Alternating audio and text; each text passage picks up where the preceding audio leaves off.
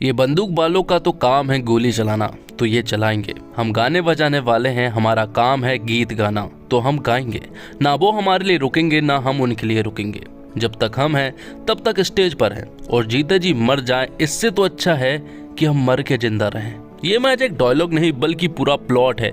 इन 56 शब्द में बस चमकीला है, हमारा सुपरस्टार चमकीला। और सुपरस्टार बनते कैसे हैं, सुपरस्टार होता क्या है, स्टारडम के लिए क्या कीमत चुकानी पड़ती है, इन सितारों की असल जिंदगी में क्या होता है।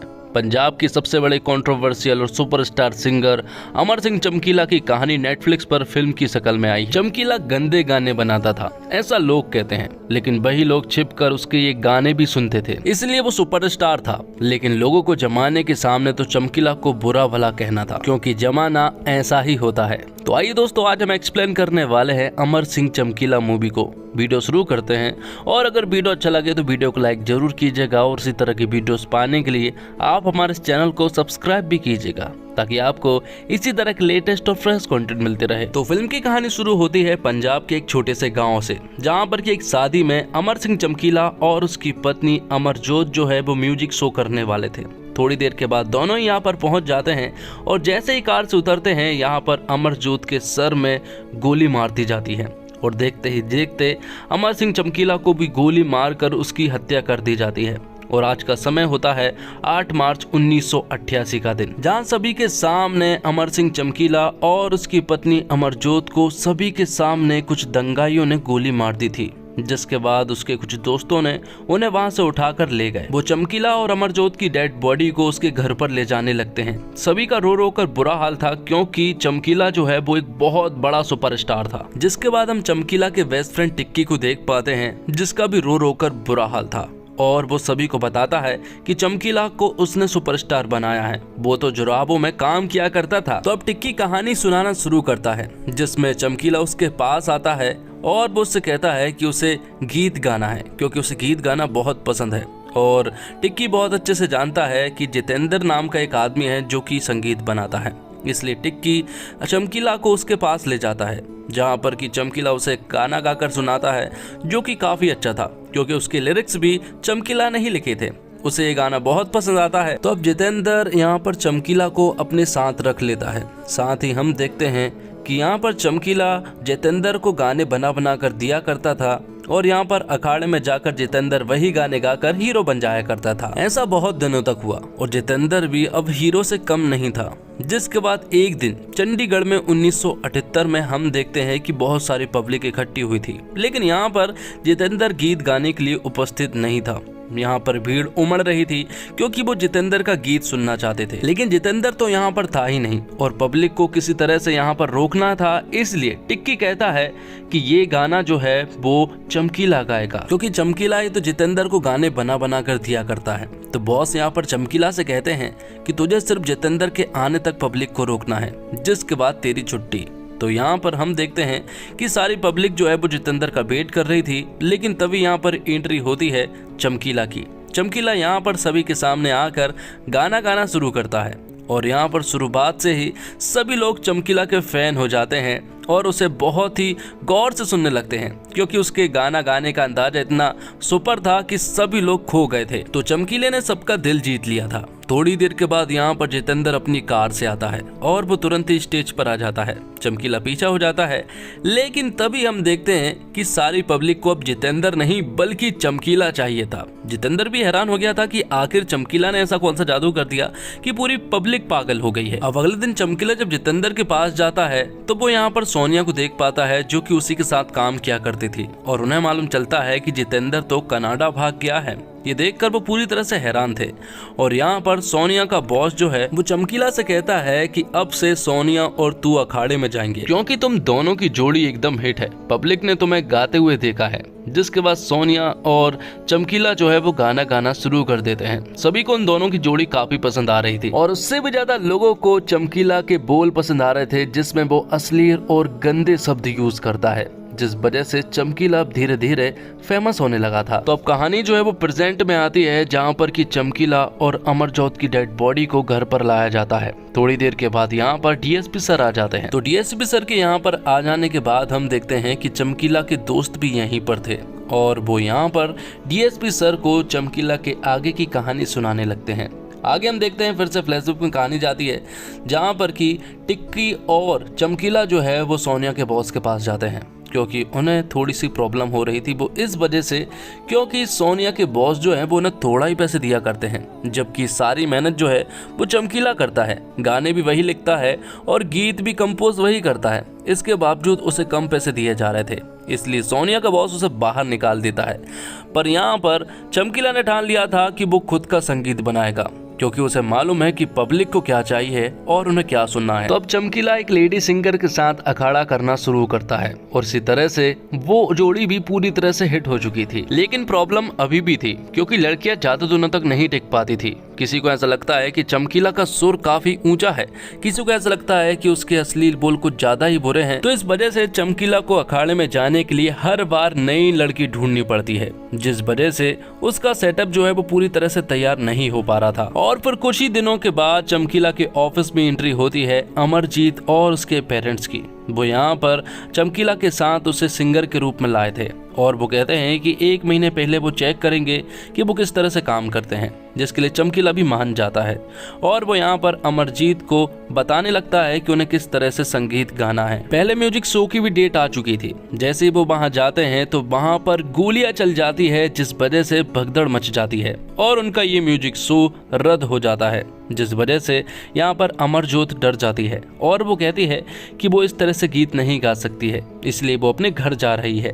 लेकिन यहाँ पर चमकीला अमरजोत को रोकने में कामयाब हो जाता है और उसे वादा दिलाता है कि वो बहुत फेमस हो जाएंगे, जिसके बाद दोनों ही गीत गाना शुरू करते हैं और दोनों ही धीरे धीरे बहुत ज़्यादा फेमस होने लगते हैं, क्योंकि पब्लिक को ये जोड़ी और चमकीला के अश्लील गाने बहुत ज़्यादा पसंद आ रहे थे, जिस वजह से दोनों ही अब बहुत ज़्यादा फेमस होने लगे थे। और कहीं ना कहीं चमकीला और अमरजोत एक दूसरे को बहुत ज़्यादा पसंद भी करने लगे थे। लेकिन एक दिन अमरजोत की फैमिली वाले कहते हैं कि उन्हें जितना पैसा कमाना था उन्होंने कमा लिए हैं, इसलिए अब वो लोग अमरजोत को वापस ले जाना चाहते हैं। ये बात यहाँ पर अमरजोत टिक्की से कहती है और टिक्की यहाँ पर यही बात चमकीला को समझाता है और कहता है कि सिर्फ हमारे पास आज रात का समय है, जिसके बाद वो लोग घर चले जाएंगे।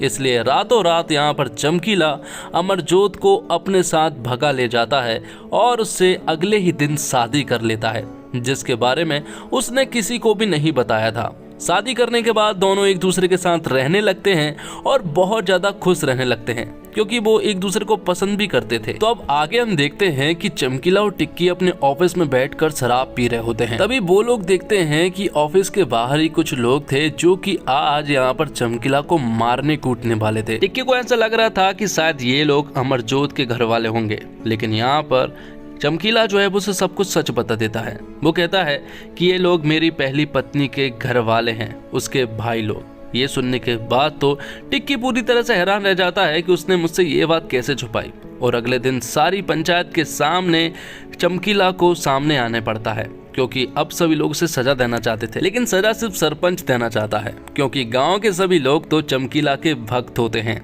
जिसके बाद चमकीला जो है वो अपनी पहली पत्नी के पास जाता है। उसका एक बेटा भी है। यहाँ पर चमकीला उसे कुछ पैसे देता है और बाद में वो अमरजोत के पास जाता है। अमरजोत यहाँ पर चमकीला से काफी गुस्सा थी, क्योंकि उसने अपनी पहली शादी वाली बात छिपाई, लेकिन वो उससे प्यार भी करती थी, इसलिए उसने उसे माफ कर दिया। जिसके बाद अब साल आता है 1984 का, जहाँ पर कि हम देखते हैं कि धीरे धीरे करके चमकीला जो है वो पूरे देश में पॉपुलर होने लगा था। उसके सॉन्ग सुनकर लोग पागल हो जाया करते थे, और यहाँ पर चमकीला और अमरजोत की जोड़ी भी बाकी बहुत कमाल की थी। कुछ दिनों के बाद हम देखते हैं कि चमकीला और अमरजोत का एक बेटा होता है, और फिर कुछ ही दिनों के बाद चमकीला के पास एक धमकी भरी चिट्ठी आती है, जिसमें लिखा था कि अगर चमकीला ने गंदे और अश्लील गाने गाना बंद नहीं किए तो वो लोग उसे जान से मार देंगे। ये सारी बातें सुनने के बाद चमकीला के दोस्त भी हैरान रह चुके थे, और उन्हें एक ही आदमी पर शक था और वो था डिपार्टमेंट का आदमी। लेकिन वो दरअसल में इनकम टैक्स का एक ऑफिसर था और यहाँ पर उन्हें ऐसा लग रहा था कि शायद इसी ने चिट्ठी भेजी थी। लेकिन वो बंदा स्वर्ण सिंह बहुत ही अच्छा इंसान था। 1985 में वो यहाँ पर अमृतसर में एक जगह पर जाता है जहाँ पर कि कुछ बड़े लोगों से मिलने के बाद यहाँ पर चमकीला उनसे वादा करता है कि आज के बाद वो कभी भी गंदे और अश्लील गाने नहीं गाएगा और वो डिसाइड करता है कि अब से वो धार्मिक गाने गाएगा। जिसके बाद वो धार्मिक गाने गाना शुरू कर देता है और गाने की शुरुआत वो अपने घर में गाने बनाने से करता है। स्वर्ण सिंह ने उसे धार्मिक सॉन्ग का सुझाव दिया था और यहाँ पर हम देखते हैं कि प्रेजेंट में डीएसपी सर भी उसके धार्मिक सॉन्ग सुना करते थे। तो चमकीला ने जितने भी गाने गाए वो सारे पॉपुलर थे, लेकिन अब धीरे धीरे करके धार्मिक गीत भी बहुत ज्यादा पॉपुलर होने लगे थे। लेकिन एक वक्त आता है जब अखाड़े में लोग यहाँ पर अश्लील और गंदे गाने के लिए कहने लगते हैं, जिस वजह से यहाँ पर चमकीला को उनकी बात माननी पड़ती है और फिर से वो अखाड़े में गंदे और अश्लील गीत गाना शुरू कर देता है। कुछ ही दिनों के बाद 3 बंदे यहाँ पर चमकीला के पास आते हैं और वो उससे कहते हैं कि अगर उसने गंदे और अश्लील गाना बंद नहीं किया तो वो उसे जान से मार देंगे। और बंदूक की नोक की वजह से चमकीला को उनकी बात माननी पड़ती है, जिसके कुछ दिनों के बाद वो बहरीन चला गया और वहाँ जाने के बाद तो उसे किसी का भी डर नहीं था, जिस वजह से वो वहाँ पर अश्लील और गंदे गाने गाता था और यहाँ पर बहुत ज्यादा पॉपुलर हो जाया करता था। तो जहाँ पर चमकीला शो कर रहा है इसी जगह पर अमिताभ बच्चन का भी शो हुआ करता था। तो यहाँ पर बॉस उसे बताता है कि इसी जगह पर अमिताभ बच्चन का भी शो हुआ था। अमिताभ बच्चन के शो में 115 एक्स्ट्रा सीट लगाई गई थी, लेकिन तेरे शो में पूरी 1000 सीट एक्स्ट्रा लगाई गई हैं, जिससे कि उसे मालूम चल गया था कि उसके सॉन्ग लोग बहुत ज्यादा पसंद करते हैं। लेकिन कहीं ना कहीं चमकीला को इस चीज का भी डर था कि जिन लोगों से उसने वादा किया था कि वो अश्लील और गंदे गीत नहीं गाएगा, उनसे उसका क्या होगा। इसी वजह से वो यहाँ पर कुछ आदमियों से मिलता है जो कि चमकीला से कहते हैं कि हमें कुछ वादा चाहिए, और वो वादा ये है कि वो गंदे और अश्लील गीत नहीं गाएगा, ना ही वो कभी सिगरेट दारू पिएगा, ना कभी चिकन खाएगा और ना ही कभी बीड़ी पिएगा। जिस वजह से चमकीला यहाँ पर उनकी सारी बातें मान लेता है, लेकिन वो अब डरने नहीं वाला था। यहाँ पर स्वर्ण सिंह उससे कहता है कि वो विदेश में ही रहे और इंडिया ना आए, क्योंकि इंडिया आने पर उसके ऊपर खतरा है, इसलिए यहाँ पर वो ना आए। लेकिन चमकीला उसकी कोई भी बात नहीं मानता है और इंडिया में आने के बाद अब पूरी तरह से डर मिट चुका था। वो यहाँ पर सभी के सामने अश्लील और गंदे गीत गाने लगता है और अब उसे किसी का भी डर नहीं पड़ा था। उसका कहना था ये बंदूक वालों का तो काम है गोली चलाना, तो ये चलाएंगे, और हम गाने बजाने वाले हैं, हमारा काम है गीत गाना, तो हम गाएंगे। ना वो हमारे लिए रुकेंगे और ना ही हम उनके लिए। जब तक हम हैं तब तक स्टेज पर है और जीते जी मर जाएंगे, इससे तो अच्छा है कि मर के जिंदा रहें। इसी वजह से अब उसे मौत का भी डर नहीं था, इसलिए अब वो खुलेआम अखाड़ा करने लगा था और जैसे कि वो गीत गाया करता था अब बिल्कुल वैसे ही गीत गाता है, वो भी बिना डरे। और इसी तरह से अब उसके लिए अखाड़े के लिए और भी ज्यादा ऑफर्स आने लगे थे। अब कुछ दिनों के बाद 1988 में अमरजोत और चमकीला को एक शादी के लिए शो करना था। यहाँ पर चमकीला और अमरजोत पूरी तरह से रेडी थे। वो लोग उस जगह पर जा रहे थे जहाँ पर कि शो होने वाला था।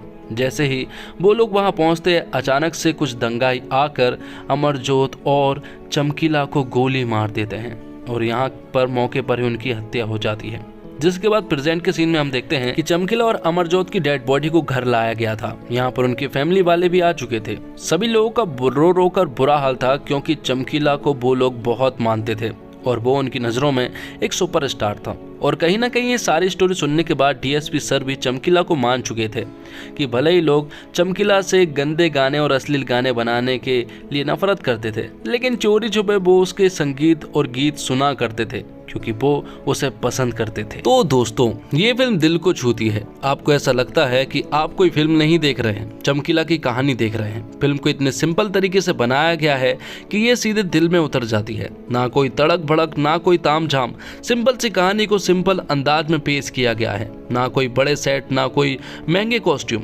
कमाल के म्यूजिक फिल्म को एक सदी हुई पेज से आगे ले जाता है और आप चमकीला के साथ उसके सफर पर बड़े आराम से चलने लगते हैं। फिल्म कहीं खींची हुई नहीं है, कहीं लंबी नहीं है, कहीं बोरिंग नहीं है, कहीं ऐसा नहीं लगता है ये सीन क्यों डाला गया, बल्कि हर एक फ्रेम कमाल लगता है, दिल को छूता है। आप इस कहानी से जुड़ते हैं। और एक्टिंग की बात करें तो दिलजीत दोसांझ ने दिल जीत लिया। देखकर लगा ही नहीं कि चमकीला के किरदार को उनसे बेहतर कोई निभा ही नहीं सकता था। दिलजीत खुद एक सुपरस्टार सिंगर हैं, तो आप उन्हें एक दूसरे सुपरस्टार सिंगर के किरदार में बड़ी आसानी से हजम कर लेते हैं। और दिलजीत का अंदाज दिल छूने वाला है। चमकीला की जरूरत, उसकी मासूमियत, उसके दर्द, गानों के लिए उसकी शिद्दत, हर इमोशन को दिलजीत ने जिया है। ये दिलजीत का अब तक का सबसे बेस्ट परफॉर्मेंस है। परिणीति चोपड़ा ने दिलजीत का अच्छा साथ दिया है। बाकी के सभी कलाकारों ने अच्छा काम किया है और हर कोई अपने किरदार में फिट बैठता है। और बात करें डायरेक्शन की तो इम्तियाज अली ने फिल्म को लिखा भी है और डायरेक्शन भी किया है। इम्तियाज का डायरेक्शन दिल छूने वाला है। फिल्म पर उनकी रिसर्च साफ दिखती है। इस कहानी को शायद जिस तरह से पेश किया जाना चाहिए था, इम्तियाज ने वैसा ही किया है। कहीं ऐसा नहीं लगता कि फिल्म पर उनकी पकड़ ढीली पड़ी हो। और बात करें म्यूजिक की तो म्यूजिक ए.आर. रहमान का था और वो काफी शानदार था। इस फिल्म का म्यूजिक इतना जबरदस्त है कि कुछ गानों में तो आप खो जाते हैं। चमकीला खुद एक जबरदस्त सिंगर थे और फिल्म का म्यूजिक उन्हें जस्टिफाई करता है। और इम्तियाज अली उन निर्देशकों में से है जिन्होंने पर्दे पर प्रेम और खुद की तलाश को सहज भाव से फिल्माया है। वो ऐसी फिल्में बनाने के लिए जाने जाते हैं जो दिल की बात करती है और सीधे दिलों में उतरती है। इस बार अमर सिंह चमकीला के जरिए उन्होंने एक अलग राह चुनी है। और अमर सिंह चमकीला मार्मिक है, उत्तेजक है और किसी कविता की तरह है जो ज्वलन भावनाओं को जगाती है। फिल्म में उद्देश्य भी है, सहानुभूति भी है। यह बायोपिक आपको खुद के अंदर झांकने पर मजबूर भी करती है।